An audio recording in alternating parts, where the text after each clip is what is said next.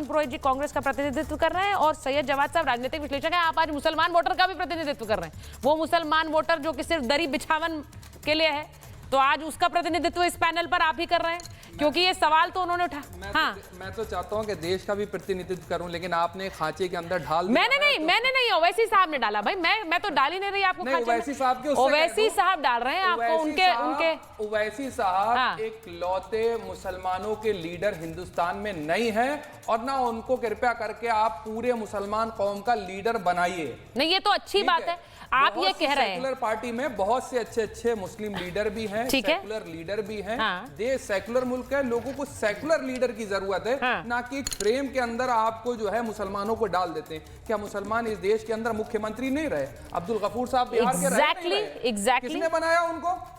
किसने बनाया? अब्दुल रहमान अंतोले नहीं रहे? नहीं, किसने बनाया उनको? कौन सी पॉलिटिकल पार्टी थी?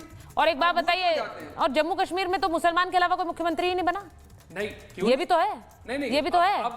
ये भी तो है, इसको भी तो बोलिए। तो फिर पंजाब में सिख, फिर मैं वही तो बोल रही हूँ। हाँ तो ठीक, वही तो मैं कह रही हूँ। तो ऐसा ये कहना कि भाई ये तो सिर्फ दरी बिछाने के लिए, उनके नेता ने ये बात कही है, मैं इससे कोई सहमत नहीं हूँ, मैं उससे कोई सहमत नहीं हूँ। दिमागों पर से भी तो दरी हटना चाहिए, लेकिन पड़ा हो, दरी पड़ी हो आंखों पर, तो क्या करा जाएगा? ये भी तो देखना चाहिए। आज तो बिहार में खलनायक वर्सेस जननायक वाली भी डिबेट थी, मैं उस पर भी आगे आऊंगी, लेकिन डिबेट जो एक छेड़ दी गई है। और मुन्ना जी, अगर मैं आपके पास आ जाऊं, क्योंकि चिराग पासवान जी ने इसे आज और एक नया आयाम दे दिया। उन्होंने सीधे मुसलमानों से ये अपील कर दी है कि भाई मुसलमान अपना सम्मान देखें, उन्हें ये पता होना चाहिए कि बिहार में कौन उनका सम्मान करता है, क्योंकि ये पार्टियां सिर्फ आपको वोट बैंक की तरह इस्तेमाल करती रही हैं। उन पर पलटवार भी कर दिया तेजस्वी यादव ने। लेकिन मैं पहले आप चाह रही हूं कि आपसे पूछूं कि चिराग पासवान जो बात कहते हैं, उन्होंने कितने मुसलमानों को टिकट दिए हैं? सुचरिता जी, एक टिकट हमने दिया है बहादुरगंज से, वो प्रत्याशी मेरी पार्टी से बनाया गया। और सबसे महत्वपूर्ण कि इस चुनाव में प्रदेश में चुनाव प्रबंधन का कार्य चलता है, उसके लिए कार्यवाहक अध्यक्ष का पद हमने दिया है अभी अशरफ अंसारी जी को। ये 10 दिन पहले दिया गया पद है।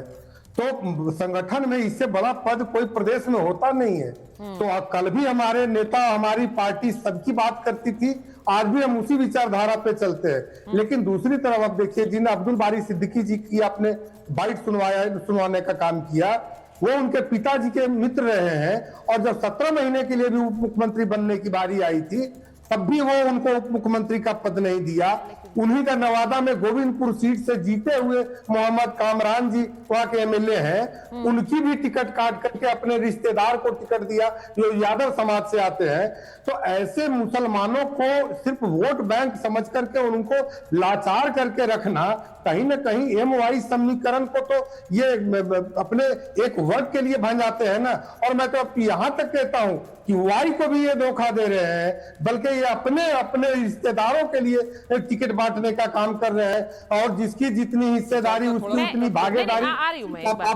पहले मैं एक बार श्याम कुमार जी के पास जाऊंगी, क्योंकि श्याम कुमार जी को नारा लगाने का काम करते हैं। और जब जातीय गिनती हुई, उसमें जब इतनी हिस्सेदारी इनकी आ गई, तो इनको ये महत्वपूर्ण पद देना चाहिए था। जीते हुए मुस्लिम कैंडिडेट को विधायक की टिकट उनको नहीं काटनी चाहिए थी। और फिर आप वाई की बात करते हैं कि पूरे देश में, पर वो कहते हैं हमने तो 18 दिए हैं, इन्होंने तो दिए भी नहीं। वैसे तो मुझे आज तक, और इतने समय से मैं पत्रकारिता कर रही हूं, मुझे आज तक ये बात समझ नहीं आती है कि सारी पार्टियों की तरफ से एक ऐसा प्रयास क्यों नहीं होता है कि हम अच्छे उम्मीदवारों को टिकट देंगे। हम मुसलमानों को, हम यादवों को, हम कुर्मियों को, हम ये देखकर कब टिकट देना बंद करेंगे? ये किसी राजनीतिक दल की तरफ से नहीं होता है प्रयास, मुझे कहने में कोई गुरेज नहीं। हाँ बोलिए, कंप्लीट। जिस ये अपने एमएलए का टिकट काटा है, वो निहायत ही नेक व्यक्ति, कोई भी आपराधिक चरित्र नहीं। लेकिन जिनको टिकट दिया गया है, उनके आप निकाल के देख लीजिए हलफनामे को, आपको समझ में आ जाएगा कि किनका टिकट काटा गया और किनका दिया गया। मुसलमान अगर पवित्र हो तो उसकी भी पूजा नहीं ये लोग करते हैं। ऐसे चरित्र वाले लोग, जिनके राष्ट्रीय अध्यक्ष स्वयं आपराधिक चरित्र में सजाए याफ्ता हो, ये लोग अगर बिहार में सुशासन देने की बात करते हैं, ये बिहार में व्यवस्था की बात करते हैं, और हम लोगों पे सवाल उठाते हैं, सवाल के घेरे में वो नहीं, श्याम जी से पूछ तो लूं मैं पहले एक बार। श्याम जी, इन्होंने कहा कि 2005 में मेरे चिराग पासवान जी ने कहा कि मेरे पिताजी ने तो मुसलमान मुख्यमंत्री की बात तब कही थी, तब आरजेडी नहीं मानी। 2005 से 25 तक वही हालत है। तो वो आज सीधे मुसलमान वोटर से कह रहे हैं अपने सम्मान के लिए लड़ाई लड़ो, आपको तो सिर्फ चारा बनाया हुआ है इन्होंने, चारा। देखिए, एक चिराग पासवान जी का एक पॉलिटिकल एक्सरसाइज है जो उन्होंने बीजेपी को जो ये ढकने का काम किया है, इससे कोई लाभ उनको होने वाला नहीं है। बात 2005 की आपने की है, मैं याद दिलाना चाहता हूँ। 29 विधायक उनके पास थे, मुस्लिम रैली भी पटना में किया था, लेकिन क्यों नहीं मुख्यमंत्री का एक कैंडिडेट और चेहरा घोषित किया? तो क्योंकि इनका जो है, चूंकि कुर्सी सत्ता के तक सीमित रहना है, कोई वैचारिकी तो है नहीं। आपने देखिए 2020 में इसी एनडीए में रहते हुए नीतीश कुमार जी का जो है सियासी कद कम करने का काम किया, और आज क्या हुआ, भाजपा मतलब कि जेडीयू के बराबर आ गई है। तो कहने का मतलब ये है कि ये सब सिर्फ एक राजनीतिक कसरत है, और ये आनन फानन में, जबकि अब हम लोग सरकार बनाने जा रहे हैं और भाजपा के मतलब कि एक पार्ट होने के नाते, उसका हिस्सा होने के नाते भाई वो ये कह रहे हैं आपने मुकेश सहनी को बना दिया, कितना वोटर रिप्रेजेंटेशन मुकेश सहनी कर रहे हैं। मैं एक बार जरा अनंत जी से पूछ लेती हूँ। अनंत जी, बिहार में राजनीति में जाति कब जाएगी मुझे नहीं पता है। जाति तो नहीं जाएगी, लेकिन जाति चाहते भी नहीं है राजनीतिक दल की जाए। तो ये जो अब आप देख रहे हैं, उनका सीधा कहना, एमआईएम का सीधा कहना यह है कि मुसलमानों को सिर्फ दरी बिछाने के काम में लगा रखा है। इनको बार बार ये एक तरह से जो हम कहते हैं अंग्रेजी में बेट देना, उनको सिर्फ ये बताते रहते हैं कि तुम्हारे लिए सिर्फ हम हैं। आरजेडी सिर्फ ये कहती है कि तुम्हारे लिए हम हैं। बीजेपी का डर दिखाती है, और यही कहकर अभी तक वोट पाया है, लेकिन प्रतिनिधित्व नहीं दिया है। ये बात बिल्कुल सही है और आपने 100% की बात कही है। सारे जो राजनीतिक दल हैं वो मुसलमान वोटरों को, अभी हमारे मित्र एक अच्छी बात कह रहे थे कि अब्दुल रहमान अंतुले को और अब्दुल गफूर को किसने मुख्यमंत्री बनाया? कांग्रेस ने बनाया। पर कांग्रेस ने कितने समय तक बनाया, इस पर भी ध्यान देना चाहिए था। 80 साल आजादी के होने जा रहे हैं, 80 साल में 2 मुख्यमंत्री के नाम आप गिना पाए, तो मुझे लगता है कि इस पर भी विचार करना चाहिए कि क्यों ऐसा होता है। और सही आपने उन पर प्रति प्रश्न किया कि कश्मीर में कोई हिंदू आज तक मुख्यमंत्री क्यों नहीं हो पाया। अगर सेकुलरिज्म और सब कुछ बात अगर इसी प्रकार से हो तो ये प्रश्न उठेंगे, लेकिन बिहार से जाति बिल्कुल नहीं जाएगी। जाति तो बिहार के खून में है, और मुझे लगता है कि बिहार से जाति न जाने देने के पीछे ये राजनीतिक दलों की मंशा है। आप देखिए, प्रशांत किशोर ने एक लगातार नैरेटिव बनाने का प्रयास किया, अब वो नैरेटिव से बाहर ही प्रतीत हो रहे हैं। आने वाले दिनों में फिर वो नैरेटिव में आ जाए।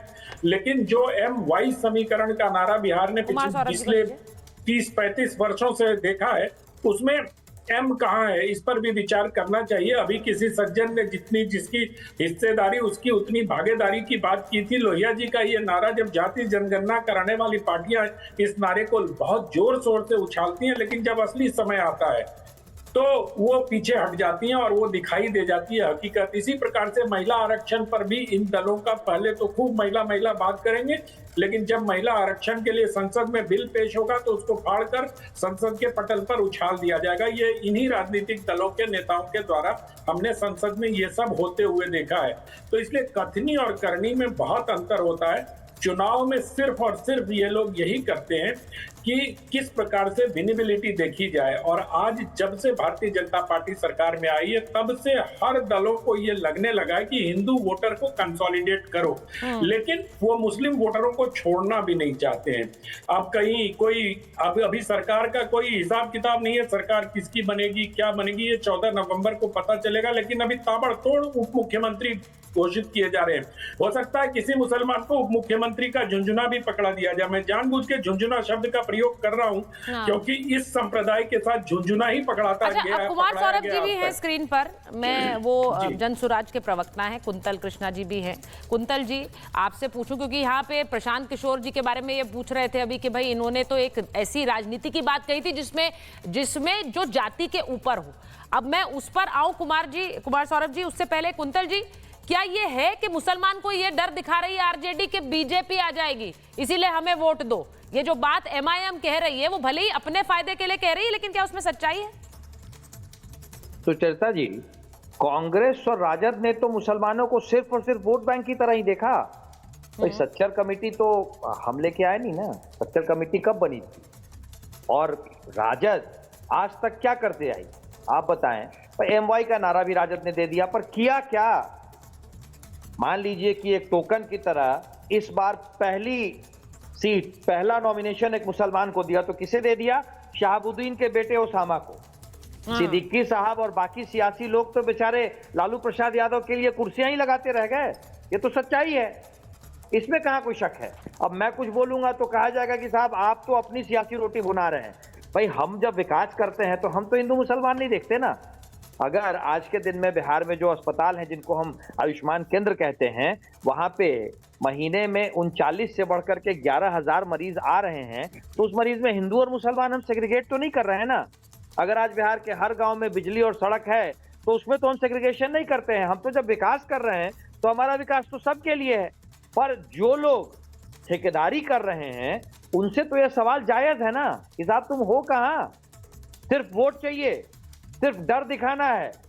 आज मैं आपको एक बात और कह रहा हूं सुचेता जी, जो मुसलमान विकास की बात सोचते हैं और जो मुसलमान मुल्क को सबसे ऊपर रखते हैं, देश को सबसे ऊपर रखते हैं, वो मुसलमान भी हमें वोट देता है। मैं आपको एक बात कह रहा हूं, ऐसा नहीं है कि कोई मुसलमान हमें वोट नहीं देता है। बहुत से मुसलमान हैं, खासा फीसदी के मुसलमान है जो हमें वोट देते हैं।